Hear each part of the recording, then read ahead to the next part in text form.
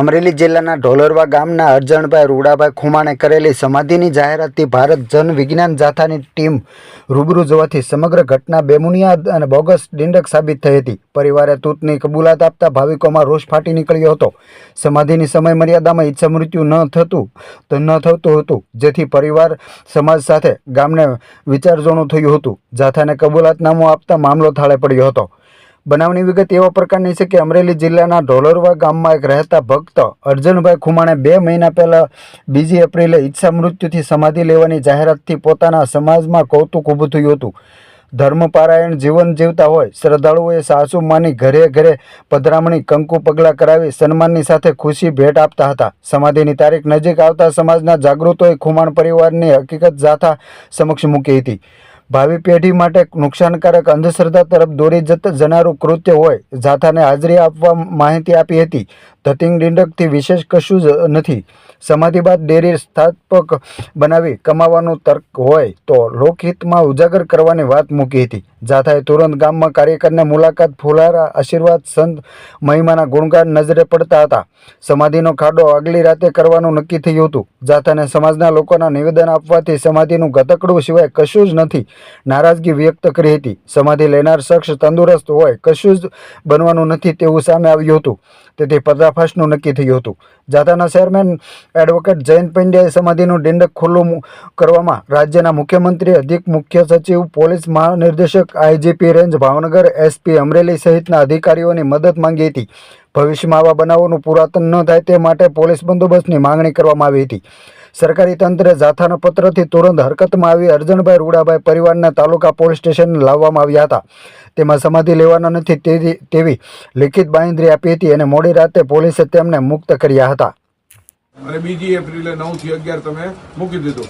પછી અરજણભાઈ તમારા દીકરા છે, બધા તમારો પરિવાર સારો છે, તમે બેઠા હોય તો એને બધાને તમે કામ આવો, તમારી ઊંઘ ફ્રી. ખાલી મા બાપ બેઠા હોય ને, ખાલી ખુરશી પર બેઠા હોય ને, તોય છોકરાઓને એમ લાગે કે મારો બાપ બેઠો હતો.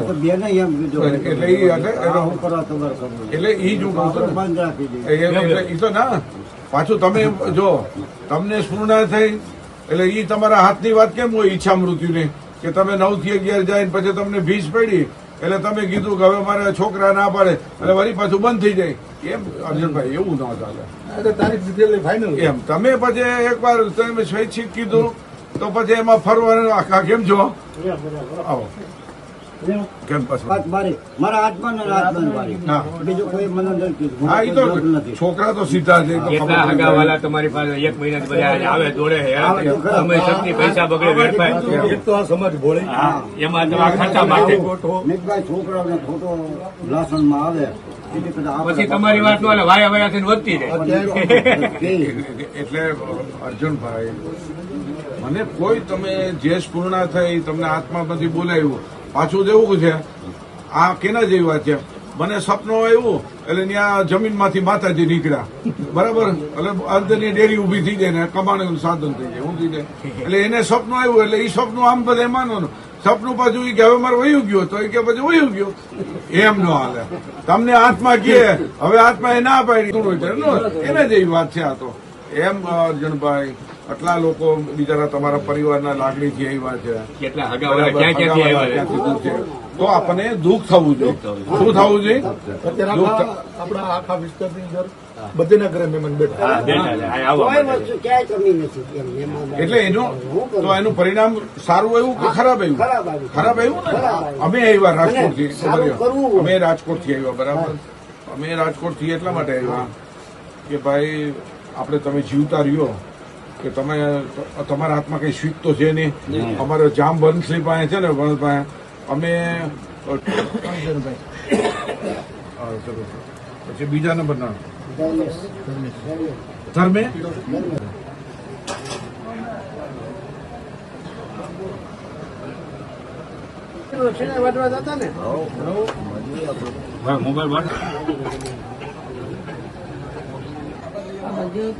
તમારું નામ શું? અરજણભાઈ રૂડાભાઈ ખુમાણ. આજે કેટલી તારીખ થઈ? 3જી તારીખ. 2/4/2026 ના રોજ આજે અમે બોલો સારું છે હા નિરાતે હા જો થાય તો કાંઈ નહીં એ બદલે હું મારે માફી માંગુ છું બરાબર ને હા હાલો સાહેબ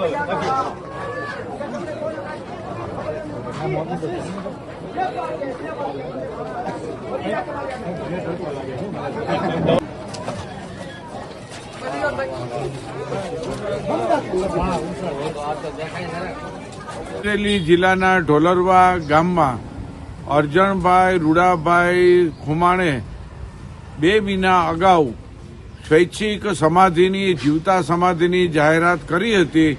તેનો જાહેરાત મુજબ ફિયાસ્કો થયો હતો અને પરિવારને બેઆબરૂ થવું પડ્યું હતું તેવી ઘટના સામે આવી છે. વિજ્ઞાન જાથાએ રૂબરૂ મુલાકાત કરતા માત્ર સ્પૂર્ણા અને પોતાના આત્માના અવાજથી પ્રમાણે પોતે જાહેરાત કરી અને પોતે આ શબ્દો પણ પોતાના પાછી ખેંચી લીધા છે. આ તદ્દન હંબક, અવૈજ્ઞાનિક અને નવું તૂત જ ચાલુ કર્યું હતું અને કોઈ કમાણીનું ગતકડું હતું તેવી પણ આશંકા જાય છે. વિજ્ઞાન જાથા લોકોને અપીલ કરે છે કે જીવતા સમાધિ લેવી કે સ્વૈચ્છિક સમાધિની જાહેરાત કરા કાનૂની અપરાધ છે અને લોકોને ભ્રમમાં નાખવું, પોતે આશીર્વાદ આપવા, દર્શન આપવા અને સામૈયા કરવા, ઢોલ નગારા વગાડવા આવી ઘટના છે એ પોતાની પ્રશસ્તિ માટે અને પોતે નામના મેળવવા માટેનું આ હીન કૃત્ય હતું. પરિવાર આખાએ માફી માગી અને કબૂલાત આપી દીધી અને ભવિષ્યના આવી હરકત કરશે નહીં તેવી ખાતરી આપી છે. લોકોએ આવા જીવતા સમાધિના કે કોઈ પણ કે સમાધિ આપવાના તૂતથી અળગા રહેવા જાથા અપીલ કરે છે.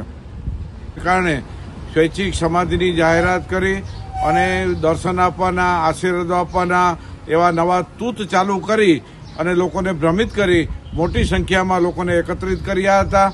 વિજ્ઞાન જાથાએ રૂબરૂ મુલાકાત કરતા તેમને પરિવારે માફી માગી અને સ્પૂર્ણાને કહ્યું હતું હવે કોઈ એવું સ્વૈચ્છિક સમાધિ કે જીવિત સમાધિ લેવાના નથી તેવી કબૂલાત આપી અને માફી પણ માગી. લોકોએ ગુમરાહ ન થવા માટે પણ જાથા અપીલ કરે છે. સ્વૈચ્છિક સમાધિ અથવા જીવતા સમાધિ કાનૂની અપરાધ છે અને આવી કોઈ જાહેરાતથી લોકોએ અળગા રહેવું જોઈએ.